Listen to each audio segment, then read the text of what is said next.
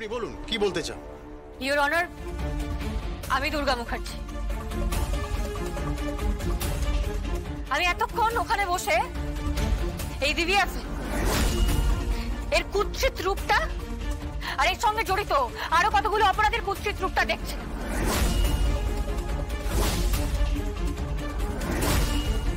শুধু আমি নয় তো ইওর অনার, মহামান্য আদালত দেখেছে, এই কোর্টের সবাই দেখেছে এদের কুৎসিত রূপটা।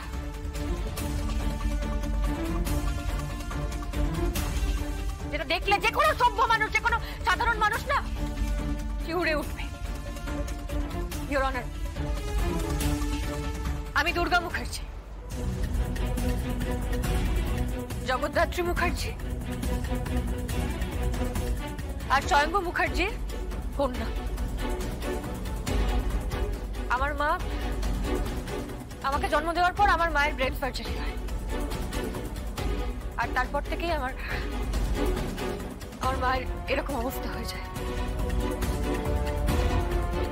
আমার মায়ের অপারেশনের দিনটা না হেবি নাটকীয় একটা দিন ছিল, জানেন। একজন হেভি প্রখ্যাত সার্জনের আমার মায়ের অপারেশনটা করার কথা ছিল, তাকে খুন করা হয়। তার বদলে অন্য একজন সার্জন এসে আমার মায়ের অপারেশন করে। সেইটা নিয়ে কেউ কোনো কথা বলেনি, কেউ কোনো কথা বলেনি ইওর অনার।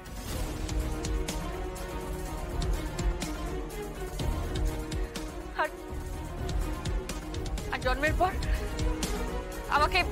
আমাকে মুখার্জি বাড়ি থেকে সরিয়ে দেওয়া হয়, মানে আমার পিত্রালয় থেকে, আমার বাবার বাড়ি থেকে আমাকে সরিয়ে দেওয়া হয়।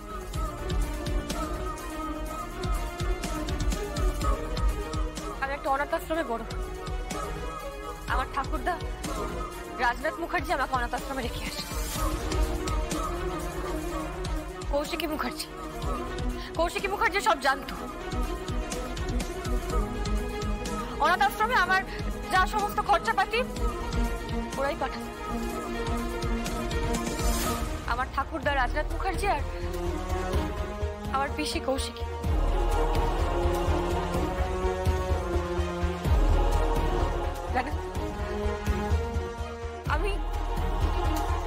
আমি এমনই হতভাগী একটা মেয়ে। আমি ছোটবেলা থেকে না আমার মাকে পেয়েছি, না আমার বাবাকে পেয়েছি, না পরিবার পেয়েছি, না ঘর পেয়েছি, কিচ্ছু পাই।